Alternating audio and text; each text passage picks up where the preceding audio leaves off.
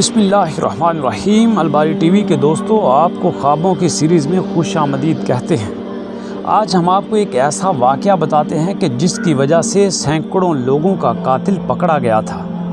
अलबारी T V के दोस्तों, अल्लामा मोहम्मद इब्न सिरीन जो कि ख्वाबों की ताबीर के बताने वाले बहुत ही मशहूर थे और लोग दूर दूर से उनसे ख्वाबों की ताबीर मालूम करने आया करते थे।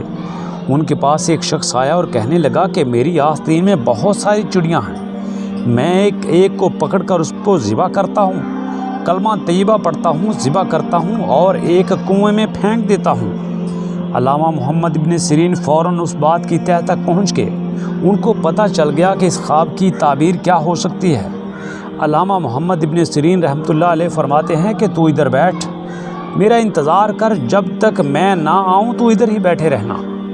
अल्लामा साहब उस वक्त के बादशाह के पास गए और उसको जाकर कहा कि मेरे पास एक शख्स आया है जिसने बहुत सारे लोगों को कत्ल किया है, आप मेरे साथ चलें और उस शख्स को जाकर गिरफ़्तार कर लें। बादशाह ने उनके साथ सिपाही भेजे और उस शख्स के कहा कि तुम बहुत सारे लोगों के कातिल हो, तुम हमारे साथ चलो। वो शख्स कहता है कि जनाब, मैंने कोई कत्ल नहीं किया। अल्लामा मोहम्मद इब्न सिरीन फरमाते हैं कि इसके घर की तलाशी ली जाए। जब उसके घर की तलाशी ली गई तो उसके घर में एक कुआं था जहाँ पर वो शख्स दूसरे लोगों को बहला फुसला कर लाता और उनको कत्ल करके उस कुएं में फेंक देता। इस तरह अल्लामा मोहम्मद इब्न सिरीन रहमतुल्लाह अलैह ने एक ख्वाब की मदद से सैकड़ों लोगों के कातिल को पकड़वा दिया।